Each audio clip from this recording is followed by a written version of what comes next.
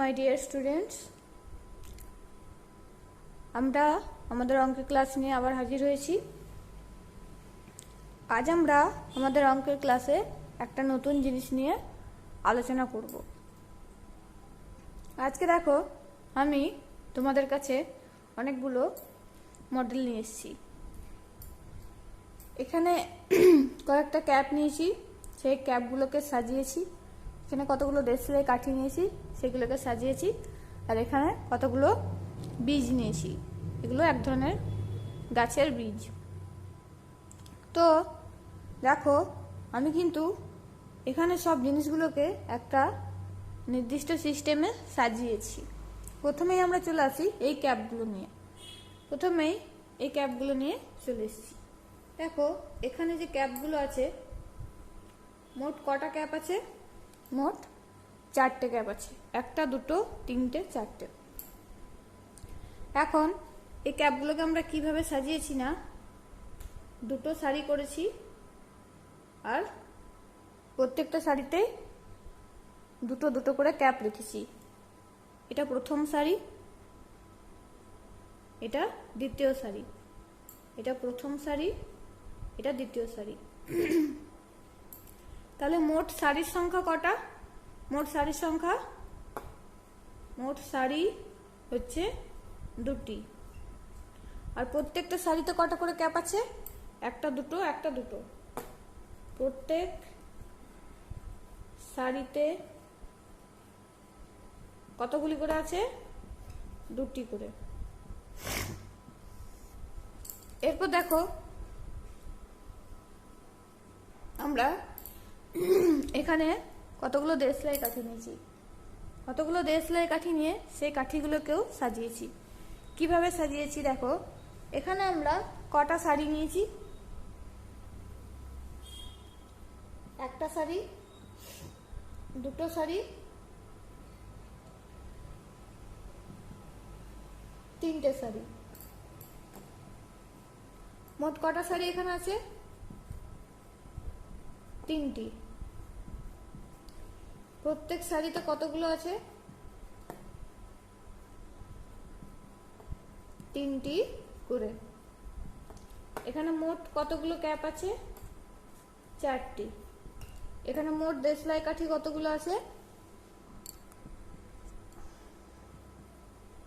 এখানে দেখো 1, 2, 3, 4, 5, 6, 7, 8, 9,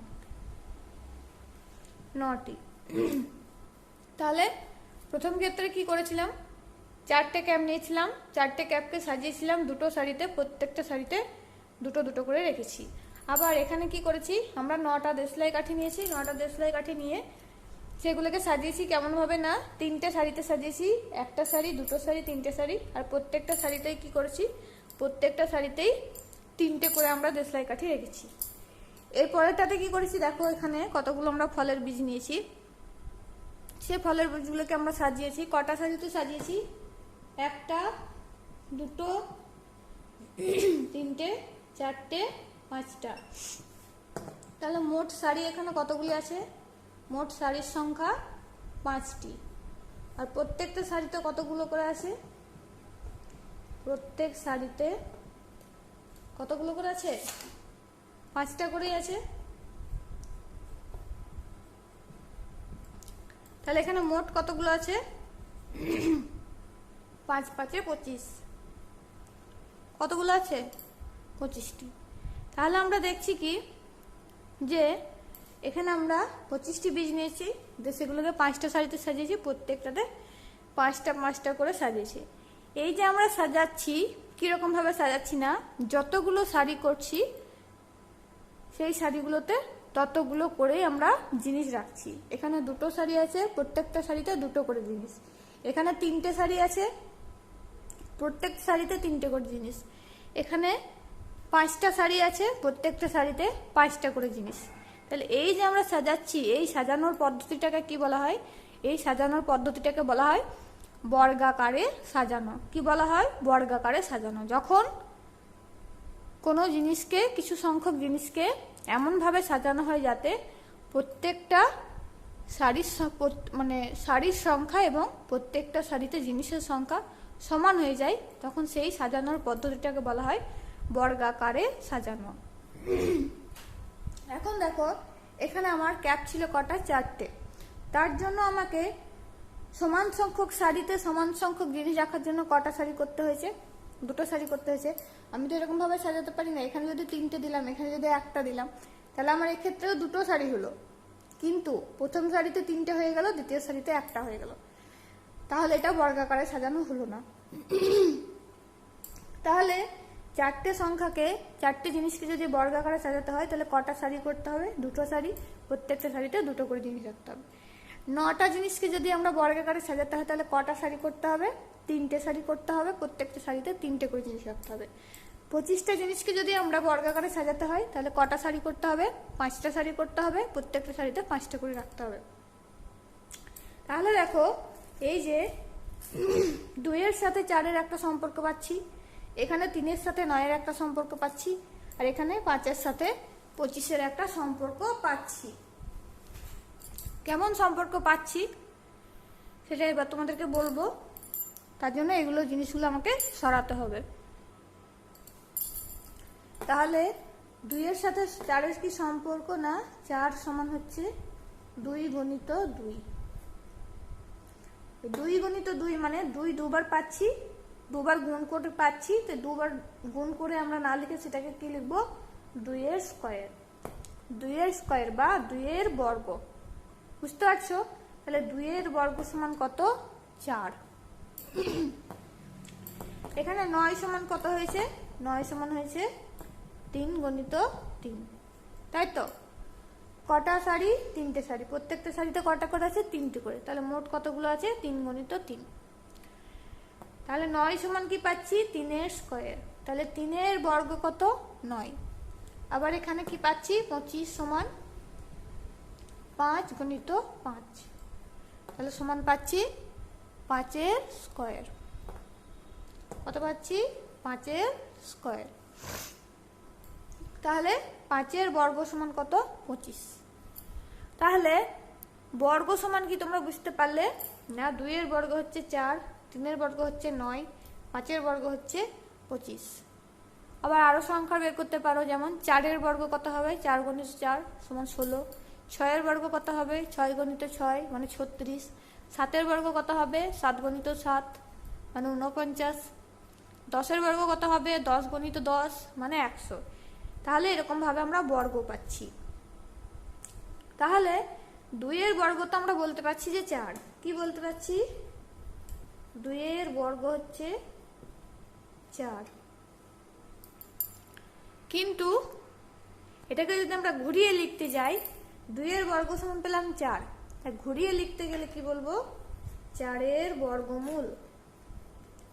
4-এর বর্গমূল সমান হচ্ছে 2, বুঝতে পারছো? 2-এর বর্গ হলো 4, কিন্তু ঘুরিয়ে লিখলে কি বলবো, 4-এর বর্গমূল সমান হচ্ছে 2। 4কে ভেঙে কি পাই, 2 গুণিত 2। বর্গমূলকে কিভাবে লিখতে হয়, বর্গমূলকে কিভাবে লিখতে হয় না, √4। এটাকে কি বলা হয়, বর্গমূল। 4-এর বর্গমূল বা √4 সমান হচ্ছে √2 গুণিত 2। যখন আমরা এই রুট বা বর্গমূল চিহ্নের মধ্যে দুটো সংখ্যা পাবো গুণ আকারে, তখন সেগুলো থেকে একটা বেরিয়ে যাবে বাইরে, এটা হয়ে গেল 2। তাহলে 4-এর বর্গমূল কত, 2, কিন্তু 2-এর বর্গ কত, 4। সেরকম ভাবে 9 সমান কি পেয়েছি, 3 গুণিত 3 মানে 3-এর স্কয়ার, তাহলে √9 বা 9-এর বর্গমূল সমান কি, √3-এর স্কয়ার মানে 3। সেরকম ভাবে √25 সমান হচ্ছে √5 গুণিত 5। 5 গুণিত 5 মানে কত, √5 গুণিত 5 মানে হচ্ছে শুধু 5। তাহলে 25-এর বর্গমূল হচ্ছে 5, আর 5-এর বর্গ হচ্ছে 25। 9-এর বর্গমূল 3, 3-এর বর্গ 9। 4-এর বর্গমূল 2, 2-এর বর্গ 4। সেরকম ভাবে আমরা আরো অনেক পেয়ে যাব। আগের দিন যখন আমরা বর্গক্ষেত্রের কি বের করছিলাম, যে ক্ষেত্রফল দেওয়া থাকছিল দিয়ে যখন বাহুর দৈর্ঘ্য বের করছিলাম তখনই কিন্তু আমরা বর্গমূল করতে একরকম শিখে গেছি, তাই তো? ক্ষেত্রফল যখন দেওয়া থাকে বর্গক্ষেত্রের তখন সেখান থেকে আমরা বাহুর দৈর্ঘ্য কিভাবে বের করি না, সেটাকে উৎপাদকে বিশ্লেষণ করি। উৎপাদকে বিশ্লেষণ করার পরে জোড়া জোড়া সংখ্যা থেকে একটা একটা করে সংখ্যা নিয়ে নিই, দিয়ে আমরা বাহুর দৈর্ঘ্য পাই। সেটাই হচ্ছে কি বর্গমূল। যেমন ধরো আমি বলে দিলাম যে একটা বর্গক্ষেত্রের ক্ষেত্রফল হচ্ছে কত, 121 বর্গ মিটার। তাহলে বাহুর দৈর্ঘ্য কত হবে? বর্গক্ষেত্রের ক্ষেত্রফল বললাম যে কোনো একটা বর্গক্ষেত্রের ক্ষেত্রফল 121 বর্গ মিটার, তাহলে বাহুর দৈর্ঘ্য কত হবে? তাহলে বাহুর দৈর্ঘ্য সমান আমরা কি লিখবো, √121 মিটার, তাই তো? তখন আর বর্গ মিটার লিখবো না, মিটার গণিত মিটার করেই আমরা কি পাই, বর্গ মিটার পাই। তাহলে √121 মিটার। এখন আমরা কি করব, 121কে ভাঙবো, উৎপাদকে বিশ্লেষণ করব। 121 কি, শুধুমাত্র 11 দিয়ে বিভাজ্য, 11 আর 1 দিয়ে।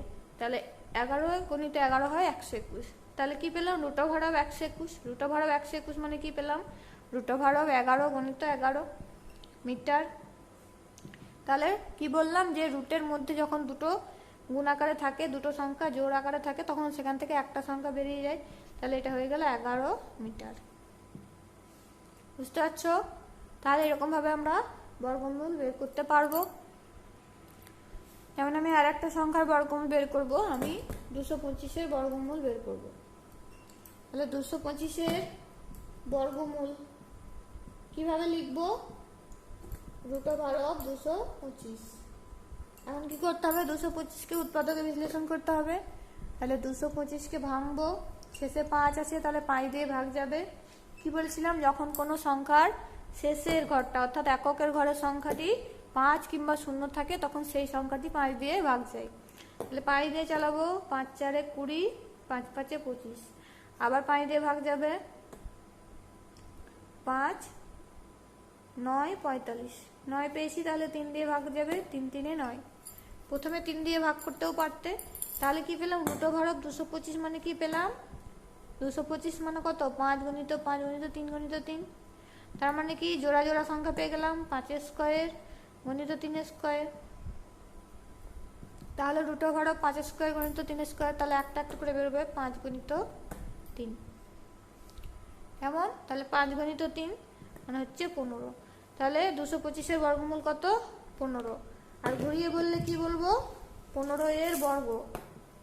15-এর বর্গ সমান কত, 15 স্কোয়ার। 15 স্কোয়ার মানে কত, 15 গুণিত 15, তার মানে কত, 225। তাহলে বর্গ আর বর্গমূলের ব্যাপারটা তোমাদের পরিষ্কার হয়ে গেছে। তোমাদের কিছু কিছু হোমওয়ার্ক দেবো, আর একটা জিনিস দেখাবো। কি জিনিস না, দেখো যদি রুটের মধ্যে থাকে √5 স্কোয়ার, তার মানে কি পেয়ে যাব, 5। √10 স্কোয়ার মানে কত পাবো, 10। তার মানে কি যখন রুটও থাকবে আবার স্কোয়ারও থাকবে তখন সেই সংখ্যাটা আমরা পেয়ে যাচ্ছি, তাই তো? রুটও থাকছে আর স্কোয়ারও থাকছে, তখন সেই সংখ্যাটা পেয়ে যাচ্ছি। তোমরা কয়েকটা বর্গমূল বের করবে। কিছু সংখ্যার আমি বলে দিচ্ছি কি কি সংখ্যা তোমরা বর্গমূল বের করবে। তোমরা বাড়িতে এই সংখ্যাগুলোর বর্গমূল বের করবে। বর্গমূল বের করার পর আমাকে পাঠাবে সবাই। আর তোমাদের বইয়ের 135 নম্বর পাতায় 135 নম্বর পাতায় দেখো একটা ছক দেওয়া আছে, এই ছকটা করে পাঠাবে। আর 3-এর দাগের একটা অঙ্ক দেওয়া আছে, লেখা অঙ্ক, যে বর্গক্ষেত্রের ক্ষেত্রফল 169 বর্গ সেমি, তার বাহুর দৈর্ঘ্য কত হবে, এটা তোমরা করবে।